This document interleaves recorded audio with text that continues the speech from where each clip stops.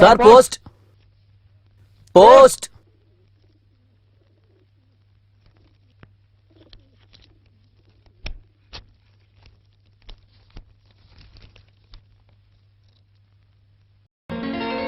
ആരാ മോനെ കത്തയച്ചിരിക്കുന്നത്? സുബ്രഹ്മണ്യനാണ് അമ്മൂമ്മേ. ഡോക്ടർ പഠിത്തം കഴിഞ്ഞെന്ന് ഈ ആഴ്ച അവൻ വീട്ടിലേക്ക് വരുന്നുണ്ട്. അങ്ങനെയാണോ മോനെ? ഇത് നോക്കു മോനെ, ഇതുവരെ നീ അനുഭവിച്ച കഷ്ടപ്പാടിന് ഇപ്പൊ ഫലം കിട്ടിയല്ലോ. നിന്റെ അനിയന്മാരാണെങ്കി എല്ലാരും വലിയ ആൾക്കാരായി.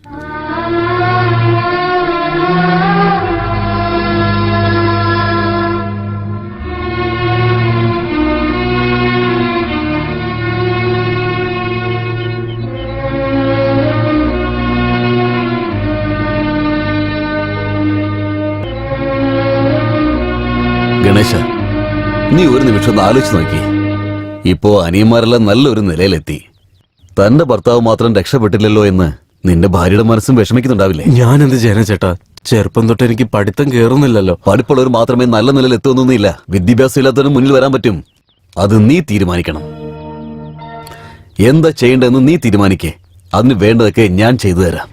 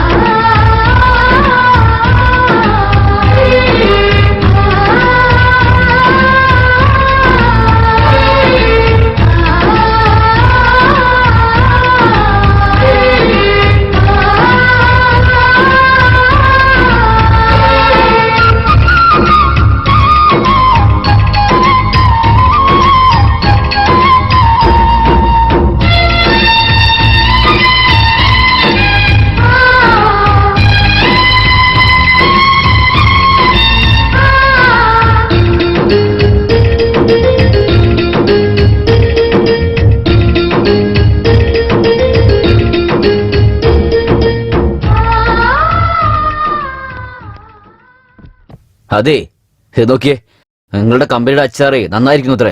ഞങ്ങൾക്ക് ഒരുപാട് ഓർഡേഴ്സ് വന്നിട്ടുണ്ട്. ഒരു 100 കുപ്പി മാങ്ങാച്ചാറ്, ഒരു 100 കുപ്പി നാരങ്ങച്ചാറ് കൊണ്ടുപോവാ. ഒന്ന് പെട്ടെന്ന് വേണേ.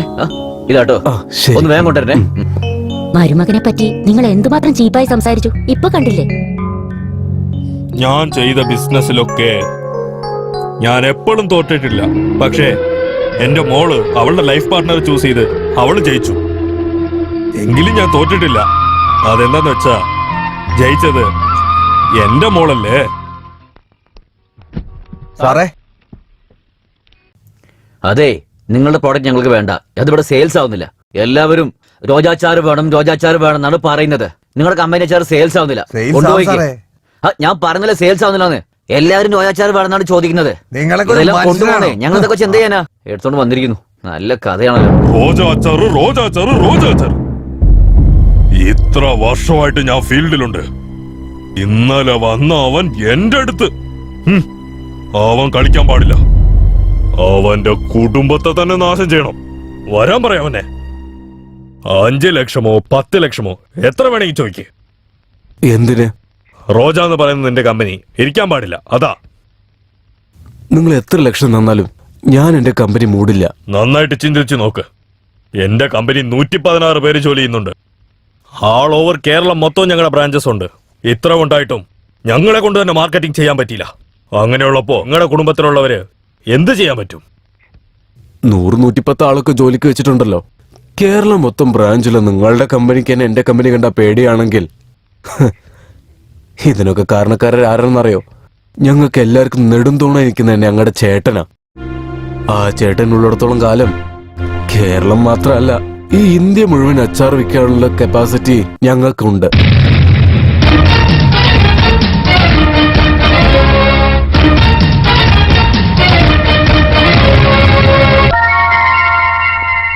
അല്ല മുത്തശ്ശ, പനി ഒരുപാട് കൂടുതലാണല്ലോ. ഇന്നലെ വരാതെ ഇന്ന് വന്നിരിക്കുന്നു. ഇന്നലെ വരേണ്ടതായിരുന്നു. കയ്യില് കാശുണ്ടായില്ല ഡോക്ടറെ. ഞാൻ കാശിന് വേണ്ടി ക്ലിനിക് നടത്തുന്നേ. ഒന്നിനെ കൊണ്ട് പേടിക്കണ്ട. ഈ ഗുളിക കഴിക്കുക, എല്ലാം ശരിയായിരിക്കും. നോക്ക്, എന്റെ അനുജനല്ലേ, അവൻ നല്ല കൈപ്പുണ്യുള്ള ഡോക്ടറാ. നല്ല ഐശ്വര്യമുള്ളവനാ. നിങ്ങളുടെ എല്ലാവരുടെയും അസുഖം അവൻ മാറ്റും. നിങ്ങൾ ഒന്നും കൊണ്ട് വിഷമിക്കണ്ട.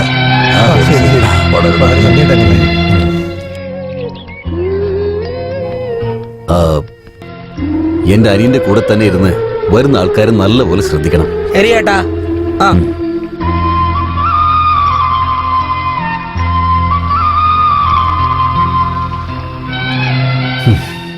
നമ്മുടെ ഈ ഗ്രാമത്തിലുള്ള ലക്ഷ്മി ദേവി ക്ഷേത്രത്തെ കുറിച്ച് എല്ലാവർക്കും അറിയാവുന്നതാണ്. അമ്പലത്തിന്റെ പണി കഴിഞ്ഞതിന് ശേഷം ഒരിത്തിരി ചുണ്ണാമ്പ് പോലും അടിച്ചിട്ടില്ല.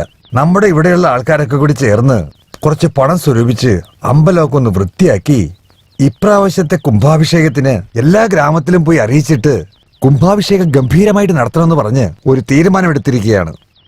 എല്ലാവരുടെ കയ്യിൽ നിന്നും സംഭാവന വാങ്ങിക്കാൻ വേണ്ടി ഒരു സത്യസന്ധമായ ഒരാൾ വേണം. അദ്ദേഹം 4 പേരറിഞ്ഞിരിക്കുന്നതിന് വേണ്ടി നല്ലൊരാളായിരിക്കണം. ആ ജോലിക്ക് നമ്മുടെ ശങ്കർ അദ്ദേഹത്തെ തെരഞ്ഞെടുക്കുവാൻ തീരുമാനിച്ചിരിക്കുകയാണ്.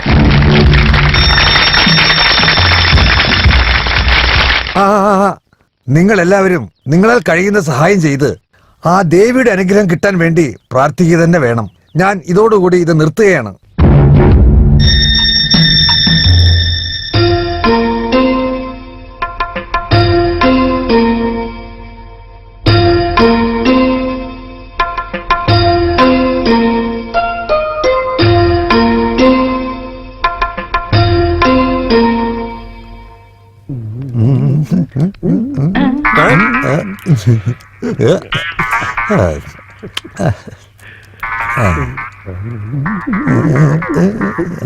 എന്താടോ പരമേശ്വര, പെട്ടെന്ന് ഈ സൈഡൊക്കെ എന്താ വന്നേക്കുന്ന? എന്ത് ചെയ്യാനാ, എന്തൊക്കെ ചെയ്താൽ ഈ മുടി വളരുന്നില്ലല്ലോ. അതിനുവേണ്ടി ഡോക്ടറെ കാണാൻ വേണ്ടിയാ ഞാൻ വന്നത്. ഇത് പൊടിയത്തേ ഇല്ല. നിന്നെ നിന്റെ ഈ ചീപ്പിനെ ഈ വശത്തെങ്ങനെ ഞാൻ ഇനി കണ്ടാൽ കൈവെട്ടിക്കളഞ്ഞ. അയ്യോ എന്റെ അമ്മേ. എന്താ ചേട്ടാ, എന്താ പറ്റിയേ? ഒരു ചെറിയ കൊച്ചിന്റെ നഖം കടിച്ചു പോയി. ചെറിയ കൊച്ചിന്റെ നഖം കടിച്ചത് നീ ഇങ്ങനെയാണോ? അങ്ങനെയൊന്നുമില്ല ചേട്ടാ. ആ കൊച്ചിന്റെ നഖം കടിച്ചോ അത് നാട്ടുകാര് മുഴുവനും അറിഞ്ഞു. അവരെല്ലാരും എന്നെ പോസ്റ്റ് കമ്പത്തിൽ കെട്ടിവെച്ച് കയ്യിൽ കിട്ടുന്നതെല്ലാം കൊണ്ടുതന്നെ അടിച്ചു വഴിയാക്കി. ഇങ്ങനെയൊന്നും നടക്കാൻ പാടില്ലായിരുന്നു. അത് നിങ്ങൾക്കറിയുന്നു, പക്ഷെ അവന്മാർക്കത് മനസ്സിലായില്ല ചേട്ടാ.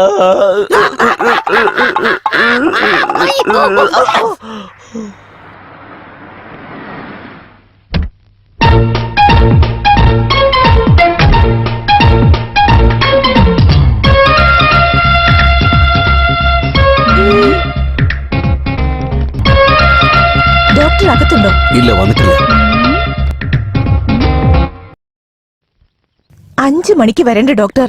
5:30 എത്തിയിട്ടില്ല. സമയത്തിന് വിലയില്ലേ? ഡോക്ടർ ഇപ്പൊ ഇനി വരും. അല്ല, നിങ്ങള്? ഞാനോ? ഡോക്ടർക്ക് വേണ്ടപ്പെട്ട. ഓ, ഡോക്ടറായിരുന്നോ? ആഹാ, ഡോക്ടറല്ല. ഡോക്ടർ കല്യാണം കഴിക്കാൻ പോകുന്ന പെണ്ണ്. മനസ്സിലായോ? അതിരിക്കട്ടെ, ഡോക്ടർക്ക് ഒരു ചേട്ടനുണ്ടല്ലോ, ആളെങ്ങനെയാ? എങ്ങനെയാണെന്ന് ചോദിച്ചാൽ? അല്ല, ആ വീട്ടിലുള്ളവർക്കൊക്കെ അവരെ ഭയങ്കര പേടിയാണെന്ന് കേട്ടു. എന്റെ അടുത്ത് വരട്ടെ. വന്നാൽ എന്ത് ചെയ്യും? കല്യാണം കഴിഞ്ഞ് 5-8 പിള്ളേരെ പ്രസവിച്ച് കയ്യിൽ കൊടുത്താ അവർ അതിന് താലോചിച്ചിരുന്നോളില്ലേ. പിന്നെ എന്തിനെ പേടിക്കുന്നേ? ശരി. അകത്ത് എത്ര രോഗികളുണ്ട്? കുറച്ചു പേരുണ്ട്. Follow me. ഇതാണ് അവരുടെ ക്ലിനിക്ക്. അയ്യോ, ഇവർ സിറ്റിയിൽ എങ്ങാനും ക്ലിനിക്ക് വെച്ചാ അപ്പൊ എങ്ങനെയുണ്ടാവും? എന്ത് ചെയ്യാനാ, ഗ്രാമത്തിലാണ് ജീവിക്കാൻ വിധിയെങ്കിൽ പിന്നെ ആർക്കത് മാറ്റാൻ കഴിയും? എല്ലാം എന്റെ വിധി. എന്താ പറഞ്ഞു? ആ, എന്റെ കഥയാ, വളരെ ശോക കഥ.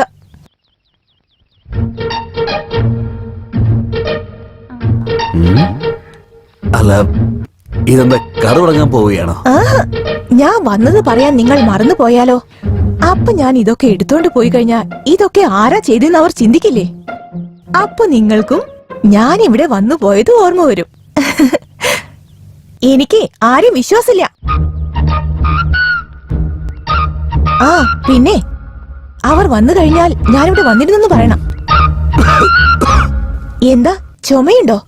നിങ്ങളോടൊപ്പം ഡോക്ടർ ഉണ്ടായിട്ട് ഒരു ടോണിക്കോ ഗുളികയോ തരാൻ അവർക്ക് ഇതുവരെ തോന്നിയില്ലേ? ശരിക്കും പിശുക്കനയാൾ.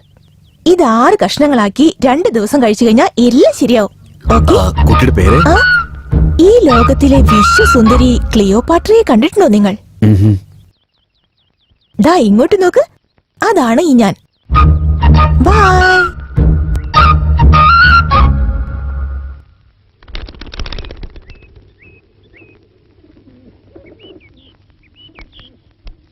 അമ്മൂമ്മേ, ക്ഷേത്രത്തിലെ കാശ് ടൗണിലെ ബാങ്കിൽ കൊണ്ട് അടച്ചിട്ട് വരാം.